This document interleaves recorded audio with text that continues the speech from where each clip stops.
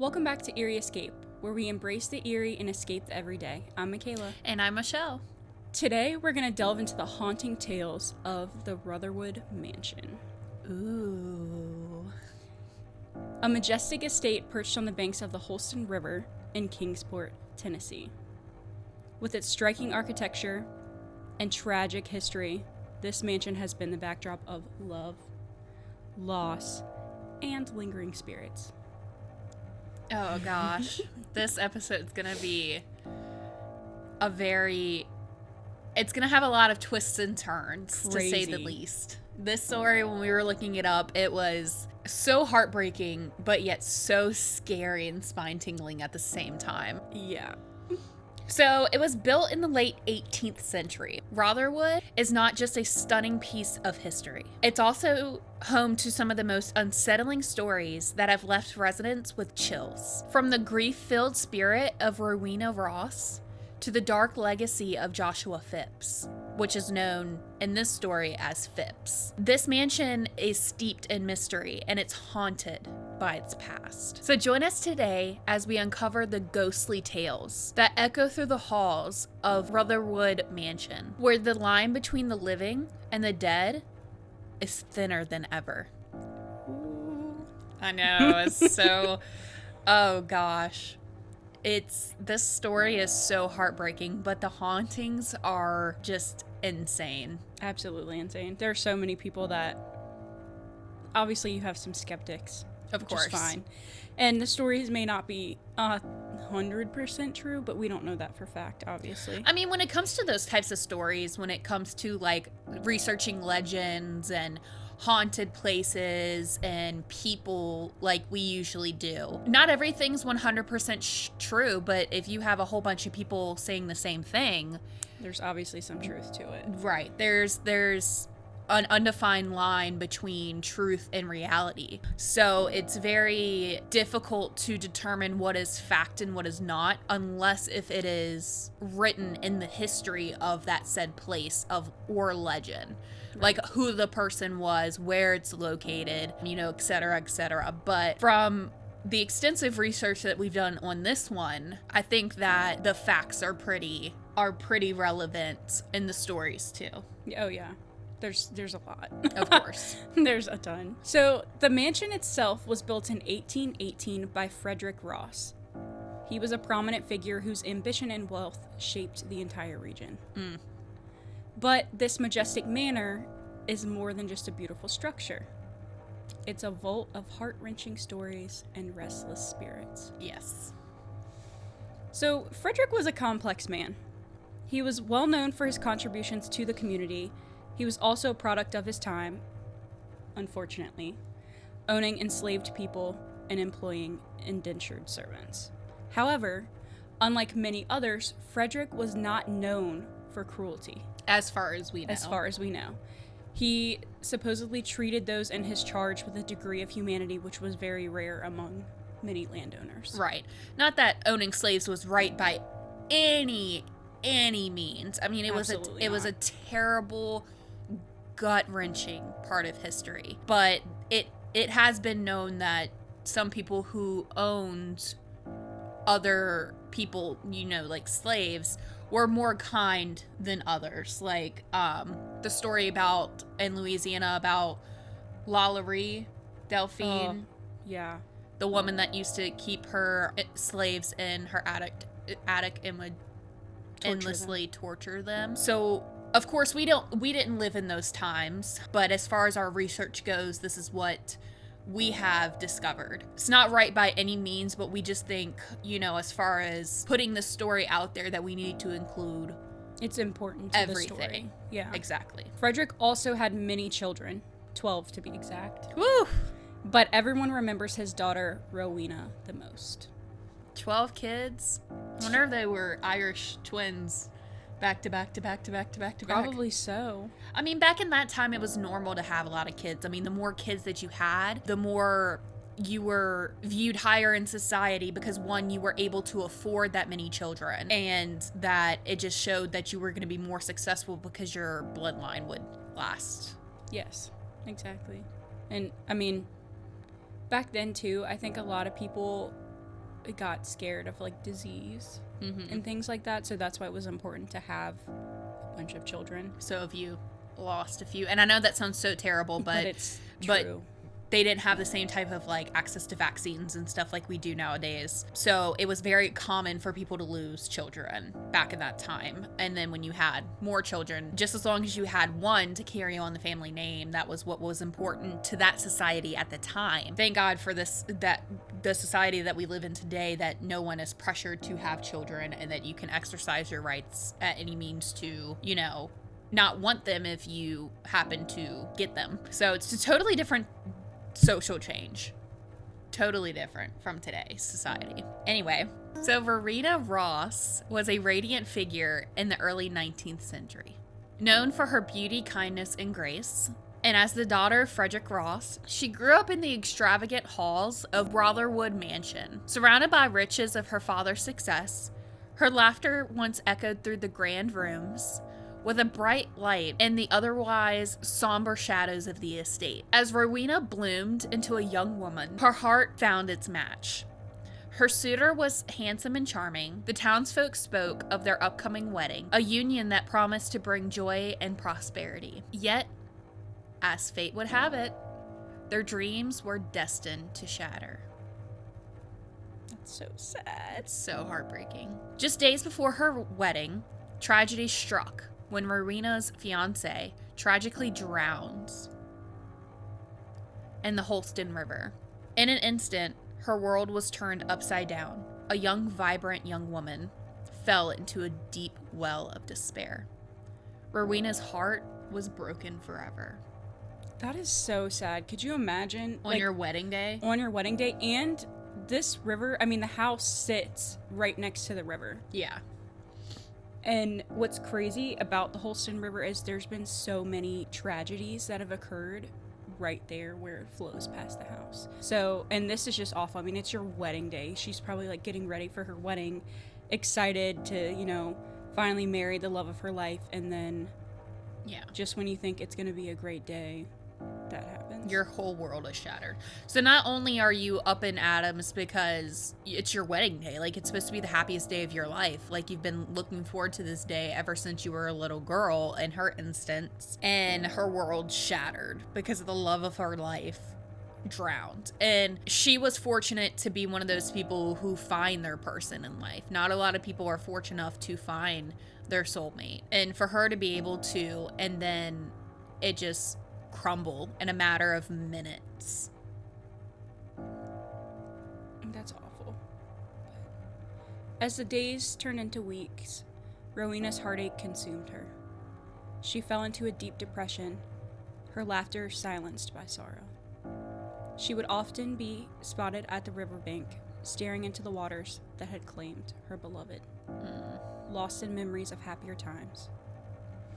Her family watched helplessly as their vibrant daughter faded into a shadow of her former self. She was not only grief-stricken, but she was consumed. At that point, you just with depression. You're just numb. Yeah, you're just not even a person. You're just walking around, breathing. And, however, Rowena did go on to marry not once, but twice. After losing her second husband from a tragic bout of yellow fever, her second husband, after that, would go on to leave her. So That's her third terrible. husband would leave her. And the shadows of her past crept up again. She would return to Rotherwood Mansion. After days of tears and pain, she changed into her once grand wedding dress, walked out the door to the river, and drowned away the pain. Oh my gosh. I mean, how much tragedy can a person take? Yeah. It's like, sometimes the grief just consumes you. it really does. And at that point, And back then, she had lost every single one. yeah, and back then in that day, they didn't have therapists. Mental health wasn't like a very common thing. Not a common thing, but it wasn't a, respected thing at the time. Usually when women back in that time, if they were, anything that was out of the public eye that the public didn't agree with, they would be thrown into an asylum. Oh yeah, depression. back then, as a woman, you could disagree with a man, and that was a reason to put you in an asylum. Yeah. So you can only imagine. In her case, luckily for her, she was with a prominent family, and so her father loved her so much. Her father loved her, and he understood. Yeah. But I don't think they ever thought that it would come to this. It's so sad. So Frederick was devastated, and in turn, his business suffered. So the once family business was suffering. Eventually, he would sell his estate to his longtime bookkeeper, Joshua Phipps. Phipps was known to be a very cruel and violent man. So before doing so, Frederick freed many of the slaves that he had as he could. I think when we were researching it, it said that there was 15 slaves left. And this property is huge. I mean, it goes from Kingsport almost all the way to the Virginia line. Yeah. So just imagine how many he was able to free. And that's amazing. Because he knew that it was not going to be well. And that's amazing that he finally came to his senses to free the people who he once enslaved. And you know what's crazy? So after he freed his slaves, a lot of them moved to a different county. I don't remember which one. But they took on his last name. So they took on Ross. And his Diana Ross is actually related to the she was a descendant of somebody who was a slave under Frederick Ross. Oh, wow. Yeah.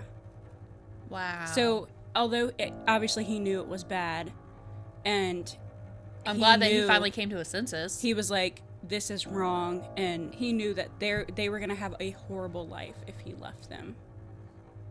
Yeah. And it sucks he couldn't free all of them. Yeah, that makes he probably could have. That makes me think of why he freed most of them, but not all of them. But I have a feeling because Phipps was his bookkeeper, obviously he knew what was going on around there. And I think when it came to the agreement, at that point his business had suffered so much that he had everything to lose. So he was just trying to get it done with quickly so that way he could take care of his family. Mm-hmm. But it's crazy. After Phipps took over, Rotherwood began to change. Slave cells were added inside the basement with dirt walls, dirt floors, and no windows. Only one opening. Just one little opening. So no sunlight. The field slaves were set into the one opening with no glass or protection from the elements. And on the third floor, a whipping post was built into the walls. Oh my God. How awful is that? And when we were researching this, they actually talked about, some people claimed that the whipping post wasn't a thing ever. Right. However, there were many descendants that they were able to talk to that said that the whipping post was true, and that obviously back then they had wood flooring, and there was just stains from people. What kind of terrible person do you have to be to, one, own slaves, and then for two, to treat them like they're dogs, like they're nothing, and to whip another human being? That just says a lot about you as a person.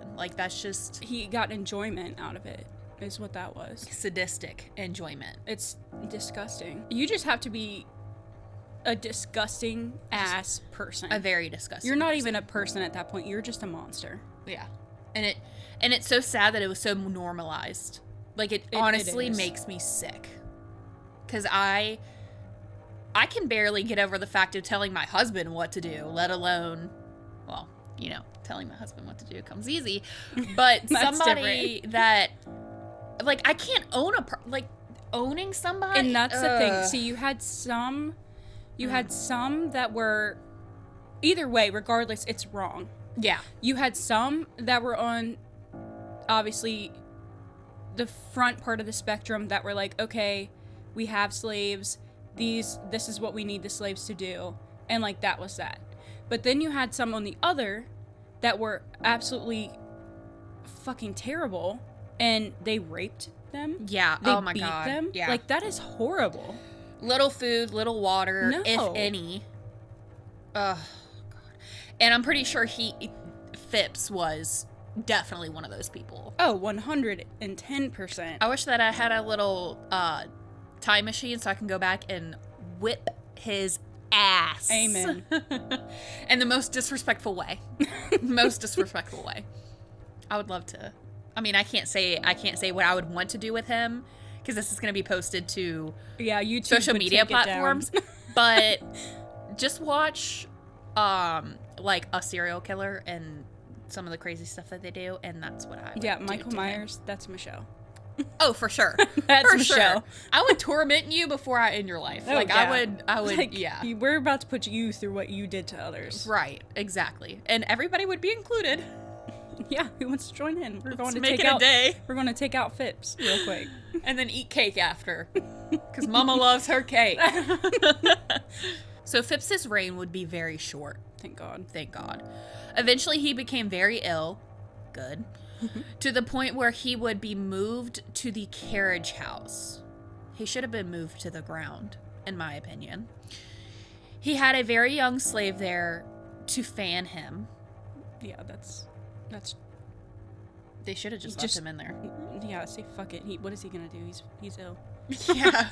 One day while the young boy was there fanning him, Phipps's face turned into horror. The young boy turned around to see a large swarm of flies. He screamed in terror as the flies covered Joshua Phipps, filling his mouth and nostrils. The young boy ran out to get help, and when he returned with the doctor, Phipps had passed away. And they say when they came back, his face was like frozen in terror. Good. Serves him right. Good. That's how you fuck around and find out. Because I would have done worse. Yeah, have y'all ever heard of Ed Gein, where he has the lampshades in human skin? I could use like a decor update. Just saying. You're so sick. I am. I'm a very sick individual. But, you know, what can you do? So it said that the funeral had a very, very strange sequence of events. They should have just dumped him in the river to save some money. So one of his things, when he said, and literally, this is literally what I read. He said he wanted to be buried on the hill standing up so he could look down on all his slaves after death. I'm not kidding. Like in the ground or like on top of the ground? In the ground, but bury him standing up, facing like out the hill so he could look down on his slaves for the rest of his eternity. Yeah. This man was seriously fucked up. Okay, forget the thing that I said earlier about burying him or put him in the river. Just torch him. Did they have wood chippers back then? Probably not. And but pigs? At that point, just throw him in the river. I don't even think he deserved that.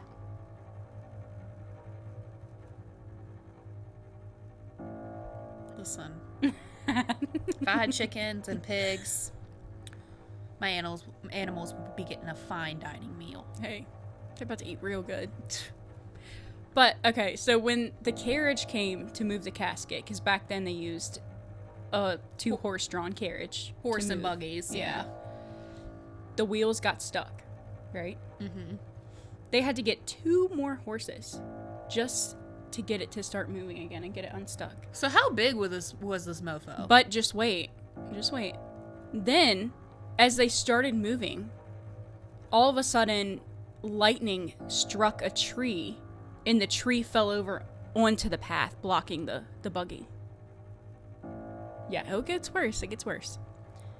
So, then, once they finally got it up the hill to the hole, right before they were about to put it in the hole, the coffin started shaking violently. Like, just shaking. Sounds like our boy Phipps needed an exorcism. And then, all of a sudden, they heard a clap of thunder, because it's the storm brewed out of nowhere, right? And it's close to, like, a river, so, And yeah. as the thunder roared, a sinister laugh was heard, and they believed that it was Phipps's laugh. Because, obviously, when this all happened, they dropped the coffin, and out jumped a large black dog.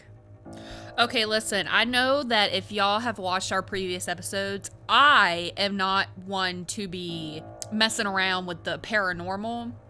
So at that point, I would have burned the entire place down, gotten everybody out, let them go on their way. And I would have been Audi 5000 because I don't play with that. I would pack my shit and get out of Dodge. Now, the dog jumped out, growled, and then took off down the hill, right? Obviously, everyone in attendance was terrified because they didn't know what the hell was going on. And then it suddenly began to pour down raining, so they hurried and buried the casket, right? They were just like, let's just get this over with. So they hurried up, buried it, everyone ran home. And some believe that because of all this cruelty and violence that Phipps had caused, he had been cursed, which caused his demise. That's the reason why he got sick. That's the reason why the flies came. Good. And most people say that he was just sick and, passed away. But there's so many countless stories of this actually happening, and it lines up, right? But just wait. Which it gets worse. When they say that he's cursed, it would actually make sense because I remember researching somewhere, not like researching the topic, but just stumbling upon it, that a lot of slaves and indentured servants would practice voodoo. Yes. Because that was originated their religion. Right. Yeah. So they would practice voodoo. So it would make sense that they got fed up with it. And guess what? He deserved it. And listen, I believe voodoo and all that stuff. I've been to Louisiana before, and I've walked through the streets, and I stumbled upon this voodoo shop one time. And as soon as you cross the threshold, it's a different energy. Yep. It's a totally different energy. It's again, insane. A lot of people think that it's bad. It's not. But it's one of those like things witchcraft. where, like, if you mess with them, and they can't, especially as a slave, you can't physically defend yourself, what are they going to turn to? Their religion. To their spirit. So guess what? You do something to somebody else, you get it back 3 times fold. Oh, yeah. I'm a full believer of karma. Me too. Full believer. But yeah, I mean, it would make sense that they would turn to... This is just our speculation, or my speculation, that they would turn to something like that to put a curse on him, to damn him. Shit, I would too. I would, in a heartbeat. If I knew how to do it, I would be in that basement for about an hour and a half getting my supplies together, and I would do my voodoo shit, and you're damned. Because no. Just wait. It gets worse. It gets worse. People reported weird, unexplained things that would happen around the mansion. The slaves believed that Phipps wasn't actually dead. In a panic, they went and dug him up. To their horror, his casket was empty. No signs of him. The only thing inside were a few black dog hairs. AKA a hellhound. Yeah. A hellhound. That's what that is. Oh. So now, because of that, we're going to go into a little bit of the hauntings. A few stories that we have come across that we think that are very interesting.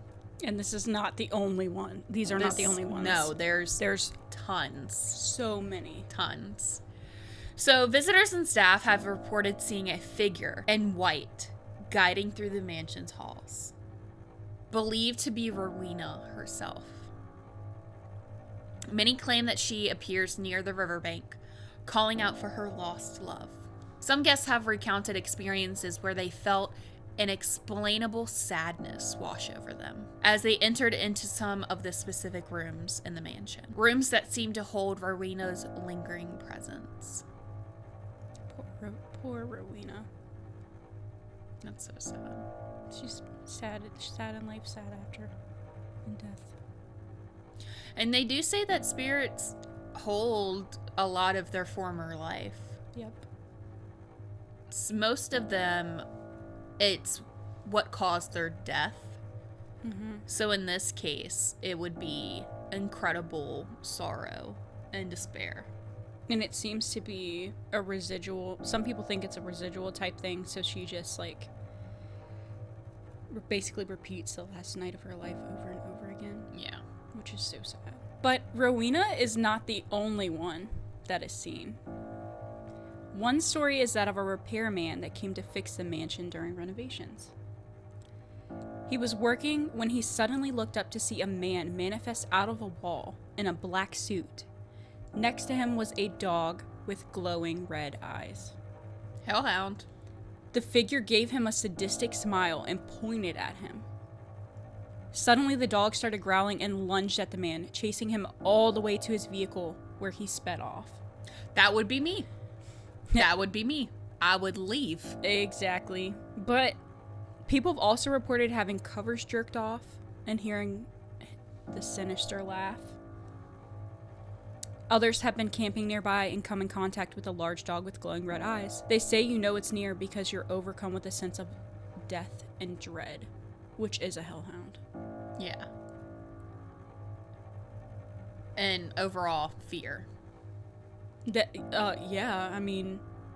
If I saw a big dog in the middle of the woods that had glowing eyes, I would think of an S-Walker immediately. Yeah, and this isn't like a normal sized dog. This thing is huge. It's like one of those, what is it, like a Grand Mastiff or something? Or yeah. Like the big dogs that can be like the size of horses. Big dog, jet black, red glowing eyes. When I picture that, I think of like a very large dog that's like that, but like it looks like a Doberman. Yes, exactly. Like with the pointy ears and stuff. Mm-hmm. Because they say that the three-headed dog that guards the gates of hell looks like basically a Doberman. Yeah. So that would be my guess. Another one of a particularly chilling haunting tale comes from a couple who visited the mansion during a summer evening. As they walked along the river, they spotted a woman dressed in a flowing white gown, like a wedding dress. Mesmerized, they approached her, only to have her vanish before their eyes, leaving a cold breeze that would send shivers down their spine. The couple later learned about Rowena's tragic story, and they could only wonder if they had encountered her restless spirit. It's crazy because obviously you have people that are visiting that are seeing things, but there's also people that have been like floating down the river or just passing by and they see some very strange things. Imagine, oh my gosh, imagine being on one of those like, what do they call it? River floats? Like when you float down the river? Oh, like a tube? Yeah, like a tube float in there and you're just like sitting there drinking, having a good time. And imagine you're just by yourself and the next thing you know, your float gets stopped in the middle in front of that mansion. And you just immediately are overcome with fear and sorrow and dreadfulness when you're like half drunk. And I hate to laugh, but it would terrifying. It would be crazy. It would be shocking. I would immediately get out of that float and swim away. Bye. Because deuces. But I heard another thing that's crazy is I read online this lady had moved to Kingsport. She wasn't from Tennessee at all. She had like moved to the state. And she lived very, very close by the property. And she started seeing a black dog in her yard at night. And she kind of freaked out because she had dogs herself. So she's like, what is this thing? Yeah. Is it a panther? Like, because it's huge. So she ended up asking one of the other neighbors and she said, no, it comes quite frequently. So it's literally like it's almost walking the perimeter of the property. Like Guarding. Yep. And the current owners state that they've never seen the black dog, but there's been so many people. I mean, this lady wasn't even from Tennessee. She didn't know anything about Rotherwood Mansion. So how would she just make that up? But also when the current owners say that they've never seen anything, I think this is a bull-faced lie. I think it's just for them to take the publicity off of the property in the mansion. It could be, but they actually just did a thing recently where they got all the descendants from the slaves. Oh, okay. And they did like a big thing for them and like, so I think they're trying to basically, they want everybody informed of the history. Yeah. But they also want to be like respectful. Yeah. So I think that's what they're trying to do because they did just do all that and a lot of the people were like, we know directly that the owners themselves didn't do it, but they just want their story to be told, essentially. I mean, the history thing is amazing. Like, you know, those people, the descendants of those slaves deserve to have a voice and deserve to have their story told. And, you know, other people like us that don't know about it, the places like this, that they can bring awareness to stuff like that. Yeah. Today, Rotherwood Mansion still stands tall. The current owners purchased the property in the 90s, and it's now a private residence. Lenita Thibault, who is one of the owners, stated that she's heard a lot of ghost stories about the property. Things like wet footprints leading from the river to the front door of the home, doors slamming, and things of that nature. Before purchasing the home, the previous owners did have to let them know that the house was extremely haunted. Right. And they swore up and down it was insane. But Lenita has said that she considers herself somewhat of a skeptic, but she thinks the ideas of the ghost stories make it fun. However, she does not believe that it's haunted. She thinks everything that occurs there is explainable. I don't know. If, like, but people also, there are some people that also say that Phipps was never the person that most people portray him as, which, let's be real here. But even then, in a place like that, there's got to be something. You have all these people. But I also think when you're a skeptic, you kind of like shut yourself off from that. I mean, just like we've talked about, like when you do things like this, you're opening yourself up. Right. I just think that it makes you want to explain away everything. And let's face it, there are some things that are unexplainable. They just can't be explained. So there's a lot of mysteries to this world that people still don't know. I mean, hey, look, our ocean is only like 6-7% explored. Yeah. So, I mean, crazy things have known to happen. So, as we come to an end to this episode, remember to keep your lanterns lit. And your hearts open to the mysteries of the unknown. Stay tuned for our next journey into the dark. But until then, sweet nightmares.